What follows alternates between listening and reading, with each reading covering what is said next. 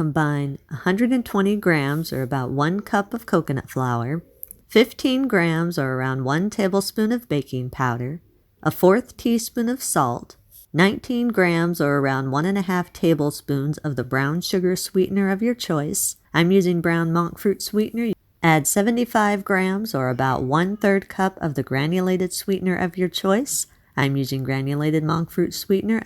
Add 2 grams or around 1/2 teaspoon of xanthan gum. If you don't want to use xanthan gum, you can use psyllium husk powder, but you'll need twice as much psyllium husk powder, so you'll need around 1 teaspoon of psyllium husk powder. Also, if you use psyllium husk powder instead of the xanthan gum, you might need to use a little bit more liquid. Psyllium husk powder tends to be a little bit more absorbent than xanthan gum. You can add some dry spices according to your taste if you want to do that. Sift these all together until they're fully combined and there are no lumps in the dry ingredients. Add 3 large room temperature eggs. Stir the eggs into the dry ingredients until fully combined and all the dry ingredients are moist. Add a 1/2 cup of butter that's been melted and cooled. Stir the butter into the ingredients until everything is fully combined. Add 123 grams or around a 1/2 cup of room temperature plain yogurt or sour cream, and 9 grams or around 2 teaspoons of vanilla extract. Stir everything together until everything is fully combined or until you have a soft, smooth dough that is formed. Scrape down the sides of the bowl, push the dough to the center of the bowl. Knead the dough in the bowl for about 1 minute or until it's smooth and flexible.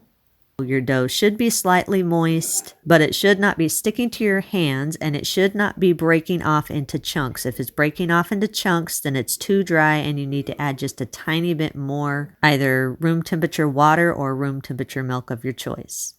Then allow the dough to sit for about 5 minutes at room temperature. This is to let all the ingredients settle in well so your dough sticks together well when you're shaping it. Preheat your air fryer to 350 degrees. If you don't have an air fryer, then preheat your oven to 350 degrees and line a large baking sheet. After your dough has sat for 5 minutes, then line a clean work surface with parchment paper. Scoop your dough out about a 1/4 cup at a time and roll it into a smooth ball. Then form the dough into a long log that's about 8 inches in length. Make sure the log is smooth. Make sure your dough stays smooth at all times. Form the log into a U-type shape, then press the U shape together. Take one end of the dough and cross it over the other side of the dough.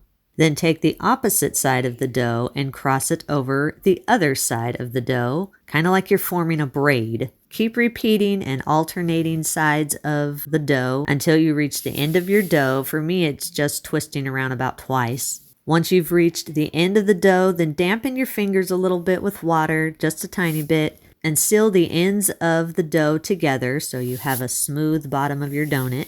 Lightly spray them with some cooking spray and use a brush to spread the cooking oil lightly over the donuts. Place the donuts in a single layer in your air fryer drawer. Make sure you leave space in between the donuts. These do expand a little bit. And air fry at 350 degrees for about 5 minutes or until the donuts are golden. If you're baking them, bake at 350 degrees for 17 to 20 minutes or until the donuts are golden. Once the donuts are done cooking, if you've air fried them, open your air fryer drawer and let them sit in the drawer for about 3 minutes so that they can firm up. Same thing if you've baked them after you've removed them from the oven. Let them sit on the pan for about 10 minutes or until they've firmed up enough to move them without them falling apart. While the donuts are firming up a little bit, place a clean piece of parchment paper underneath a wire rack. Then place the donuts after they're done cooking and firming up onto the wire rack. In a wide bowl, combine 75 grams or around 3/4 cup of the powdered sweetener of your choice. I'm using powdered monk fruit allulose blend. Then add 46 milliliters or around 3 tablespoons of the room temperature milk of your choice. Use a fork and stir the powdered sweetener and the milk together until it is smooth. If you need to, you can add a little bit more powdered sweetener until the glaze is your desired consistency. Place the donuts one at a time in the glaze. Then use a spoon and spoon the glaze over the donuts until the entire donut is covered with the glaze.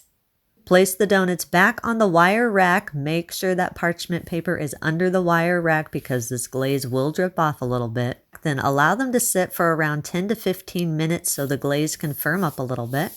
Once the glaze has firmed, you can eat these immediately. If you do have any leftovers, store them in an airtight container at room temperature for up to 3 days.